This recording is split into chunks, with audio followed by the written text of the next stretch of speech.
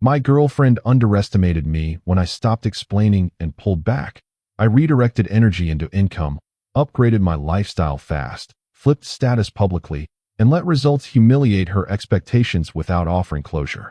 You're not even trying anymore. Those words landed flat between us at the coffee shop, like she'd rehearsed them. I looked up from my phone, meeting her eyes for maybe 3 seconds before going back to the spreadsheet I was reviewing. She wanted a reaction. I didn't give her one. Hey viewers, before we move on to the video, please make sure to subscribe to the channel and hit the like button if you want to see more stories like this. 26 years old, 3 years into what I thought was a solid relationship, and I just realized I was done justifying myself. Not angry, not hurt, just done. Did you hear me? Her voice had that edge now, the one she used when she wanted to start something in public because she knew I'd keep my voice down. I heard you. 2 words. I saved the file and locked my phone, sliding it into my jacket pocket. That's it. That's all you're going to say. I picked up my coffee, took a slow sip, and set it back down with deliberate calm. What do you want me to say, Vanessa? She blinked, thrown off by the lack of defensiveness. I want you to acknowledge that you've completely checked out. You're always on your phone, always working on some side thing, never present. I nodded slowly. Okay. That's it. What else is there? Her face flushed, and I could see her trying to figure out if I was being cold or just indifferent. Truth was, I didn't know either. A month ago, I would have launched into an explanation about the freelance contracts I'd been taking, the skills I was learning, the financial goals I was chasing. I would have tried to make her understand why I was sacrificing our Friday nights and lazy Sundays. But I'd done that already, multiple times. And every time, she'd dismiss it with the same pattern, comparing me to her friends' boyfriends who had real jobs and actual careers, not side hustles and pipe dreams. So I stopped explaining. You know what? She leaned back, crossing her arms. Maybe we need to take a break. There it was. The ultimatum she'd been building toward for weeks. I should have felt something. Panic, sadness, the urge to fight for us. Instead, I felt relief. If that's what you want. Her eyes widened slightly. She'd expected me to argue, to promise I'd change, to beg her to reconsider. You're not even going to try to fix this. I met her gaze fully now, and I saw the exact moment she realized I wasn't playing the game anymore. I've been trying, Vanessa. You just didn't notice because it didn't look the way you wanted it to. I stood up, leaving a 20 on the table for both our drinks. Take all the time you need. I walked out without looking back. My phone buzzed 3 times before I reached my car. I didn't check it. The apartment felt different when I got home. Quieter, but not in a lonely way. I sat down at my desk, opened my laptop, and looked at the project pipeline I'd been building for the past 4 months. 6 active clients. 4 pending proposals.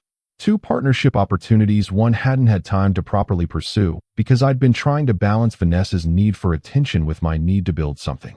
I opened a fresh document and started mapping out what the next 90 days would look like if I stopped splitting my focus. No more dinner debates about why I was always working. No more guilt about missing her friends' parties. No more apologizing for having ambition that didn't fit her timeline. By midnight, I had a plan. By 3 a.m., I'd restructured my entire client approach and drafted proposals that would triple my monthly income if even half of them landed. I finally went to bed when the sun started threatening the horizon. My phone had 17 unread messages. I still didn't check them. The next 2 weeks were a blur of execution. I took every call, responded to every email within an hour, delivered every project 2 days early. I said yes to the consulting gig that wanted me to fly out to Denver for a week. I said yes to the startup that needed a complete brand overhaul on a tight deadline. I said yes to opportunities one would have previously declined because they'd take too much time away from the relationship. The money started hitting my account faster than I expected. Not life-changing amounts yet, but consistent, growing, real. I moved out of the apartment we'd shared and into a smaller place that cost half as much. Temporary downgrade, strategic move. Lower overhead meant more capital to invest back into the business. Vanessa texted me during the move. We should talk. I responded 6 hours later. I'm good. Hope you're well. She called. I let it go to voicemail. She called again. I blocked the number. Not out of anger, out of focus. Every minute I spent rehashing our relationship was a minute I wasn't spending building my future. 3 weeks in, one of the proposals landed. A 6-month contract worth more than I'd made in the previous year combined. I celebrated by upgrading my laptop and buying the ergonomic chair I'd been eyeing for months. Small wins, tangible progress. A month after our coffee shop conversation, I ran into one of her friends at the gym. "Hey, I heard you and Vanessa split. That's tough, man." I nodded, adjusting the weight on the machine. "It is what it is. She's been telling everyone you kind of just gave up on the relationship." I looked at her directly. Interesting perspective. She shifted uncomfortably. "I mean, that's just what I heard. No judgment. Appreciate you letting me know." I put my headphones back in and finished my set. The narrative was being written without me, and I didn't care enough to correct it. People would believe what they wanted. My bank account was telling a different story. 6 weeks post-breakup, I signed the lease on a better apartment. Not extravagant, but noticeably nicer than where we'd lived together. Floor-to-ceiling windows, downtown location, building gym, rooftop access. The kind of place Vanessa used to send me Zillow links for with captions like goals and someday. Someday had arrived faster than she'd predicted, just without her in it. I posted a single photo on Instagram. The city view from my living room at sunset, no caption, no tags. Hadn't posted in months, so it got attention. Vanessa was the third person to view it. She sent a DM an hour later. "New place." I read it, didn't respond. 2 days later, another message. "Can we please talk? I think I made a mistake." I stared at that one for a full minute before archiving the conversation. There was nothing to say. She'd made her assessment of me based on where I was, not where I was going. She'd placed her bet that I'd peak as a guy with side hustles and unrealistic dreams.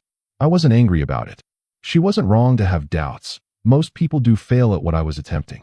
But I wasn't most people, and I wasn't interested in proving that to her anymore. The second major contract came through in week 8. A corporate client who needed a complete digital infrastructure overhaul. The kind of project that required me to bring on help. I hired 2 freelancers I'd been following for years, people who were as hungry as I was.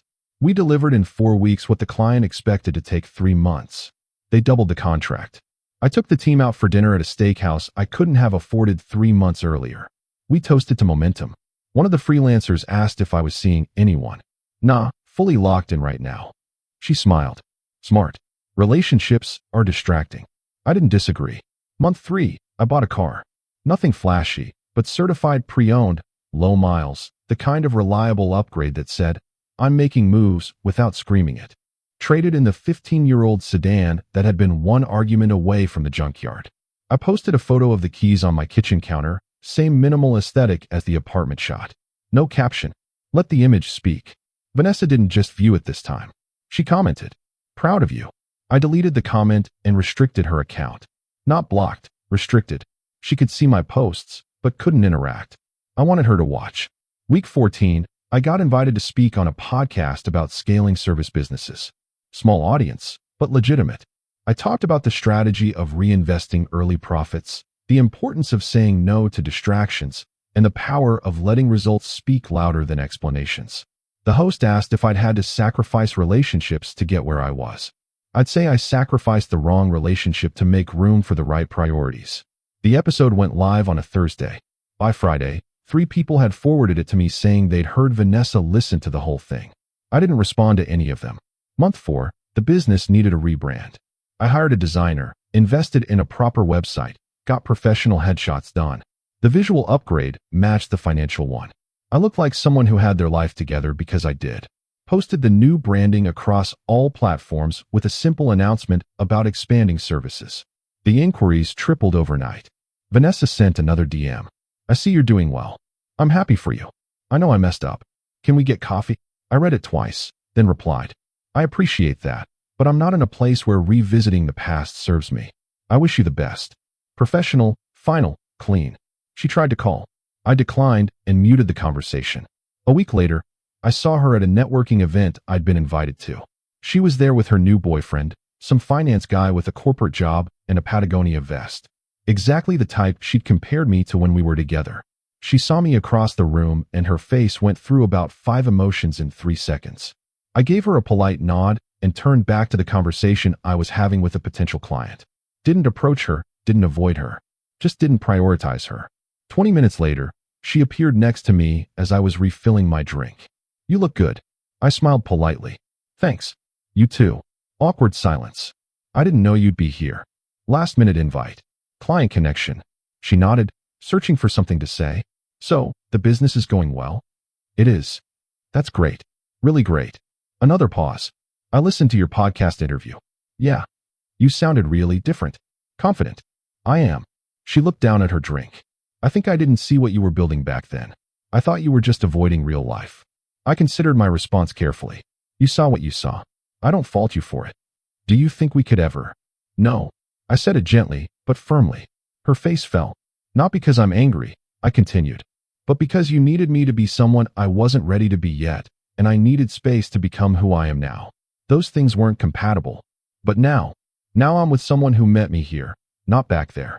It was a lie. I wasn't seeing anyone, but it was the kindest way to close the door permanently. She nodded slowly, eyes glassy. Right. Of course. Take care of yourself, Vanessa. I walked away before she could respond. The finance guy appeared at her side moments later, and I watched from across the room as she wiped her eyes and forced a smile. I felt nothing.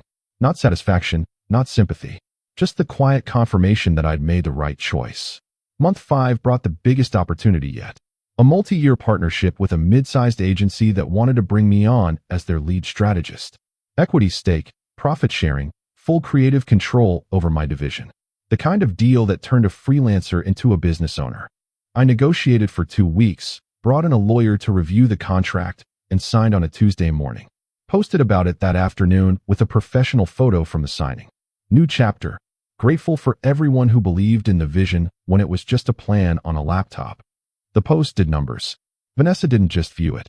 She screenshot it and posted it to her story with the caption, "Knew him when." One of her friends sent it to me. I laughed out loud. The audacity of trying to claim proximity to success she'd actively discouraged was almost impressive. I didn't respond, didn't acknowledge it. Let her tell whatever story made her feel better about her choices. I had equity to build and a team to lead. 6 months after that coffee shop conversation, I hosted a small launch event for the new division.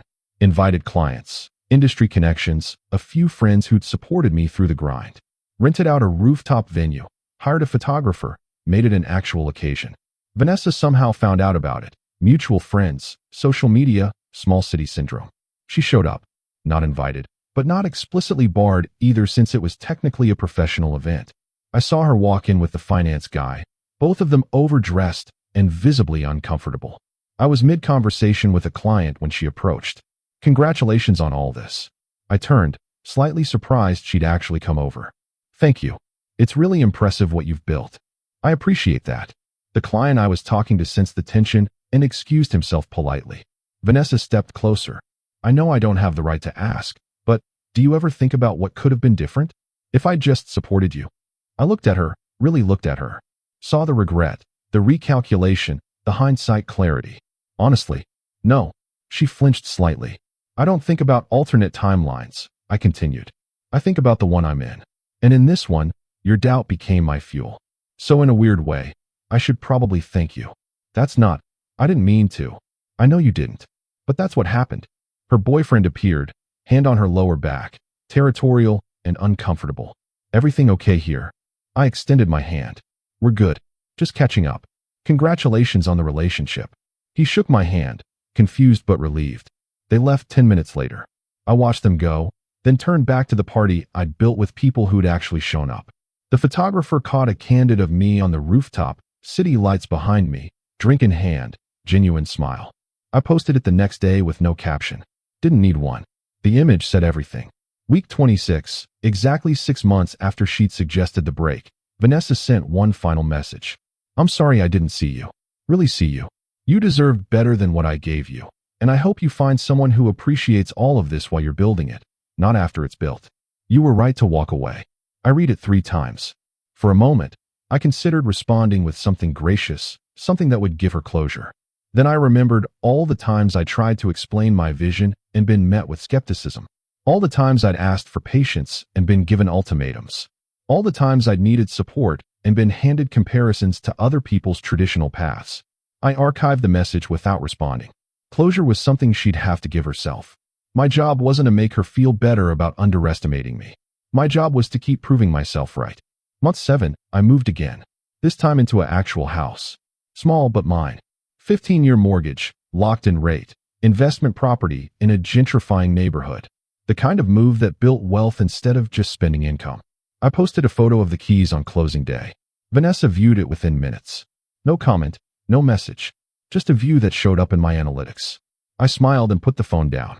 Let her watch. Let her calculate what she'd walked away from. Let her realize that the guy who wasn't even trying had been trying the whole time, just not in ways she valued until it was too late. I didn't need her validation anymore. Didn't need her apology. Didn't need her regret. I had equity, assets, momentum, and a clear path forward. Everything I'd been working toward when she'd dismissed it as unrealistic. The business hit 7 figures in revenue by month 9. Not profit yet, but revenue. Proof of concept, proof of market, proof that I knew what I was doing. I took the team to Vegas for a weekend, all expenses paid. We celebrated in a suite I couldn't have afforded to walk past a year earlier. One of the team members asked how I'd managed to scale so fast. Eliminated distractions ruthlessly. Protected my time like it was the most valuable asset I had. Because it was. Someone asked if I regretted missing out on a social life during the grind. I regret nothing. Every sacrifice was a trade, and I got what I paid for. We toasted to that. Back home, I finally updated my relationship status on social media. Not to in a relationship. I still wasn't dating anyone seriously. But I removed the status entirely.